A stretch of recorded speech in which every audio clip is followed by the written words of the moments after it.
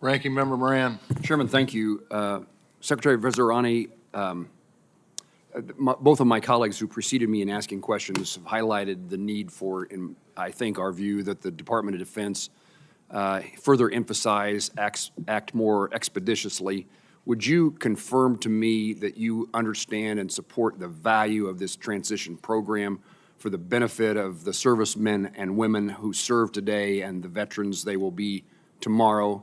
And tell me what the impediment in the Department of Defense and the branches is toward moving more expeditiously to meet the requirements of the statute. Senator, I do confirm our commitment to taking care of people and ensuring that service members make a successful transition so that they have a successful as a veteran as well. We are working with the military departments and services to make sure that they have the information available about the starting of TAP and the completion of TAP, providing that information, creating dashboards that the commanders have available to them and their leaders have available to them so that we have a clear understanding of if there are any barriers to TAP and addressing those barriers. What, if any, is the pushback or the lack of enthusiasm for complying with the law by those you are informing? Sir, we have not heard any pushback regarding compliance with the law. I think the one thing that we do is we trust our commanders to ensure that they're balancing the readiness of their unit with the needs of the individual.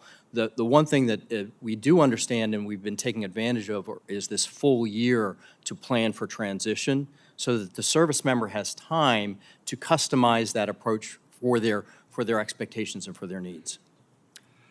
Mr. Sawyer, you highlighted in your testimony and in response to Senator Tester about the data, including the lack of two-day attendance is being waived. What is the plan at GAO to try to push the services to take the statutory mandate seriously and decrease the utilization of their waiver authority? Thank you for that question, sir. Now, in our report, we did not direct any recommendations towards the waivers. We did notice that for some 53% of those that were transitioning, that waivers were granted. We're not sure why that occurred. Our scope did not allow us to investigate that.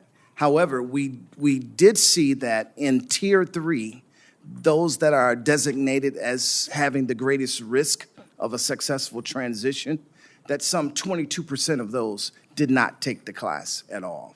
And that is why we recommended that spend some time, DOD should spend some time evaluating the root causes. Is it commander support? Is it the culture change? Is it mission requirements? But what are the reasons that are driving Is this? the timing of your recommendations and the response to your recommendations such that we should see further progress at the DOD or the VA or the Department of Labor in response to your recommendations?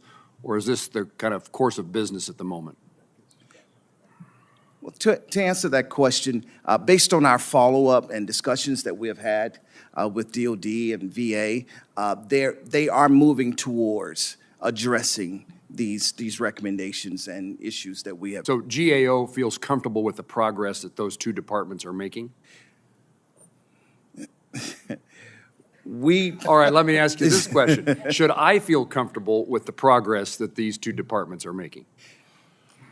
I think you should feel comfortable with the progress. However, we have recommendations, and we are going to monitor the corrective actions because this recommendation that's dealing with identifying root causes is a tough recommendation that you really have to go below this surface and really try to identify reasons why these timeliness and attendance results are such that they are. Mr. Sawyer, if I don't reach out to you, would you reach out to me with any concerns that you have in the recommendations being followed? Absolutely, sir. Thank you, sir.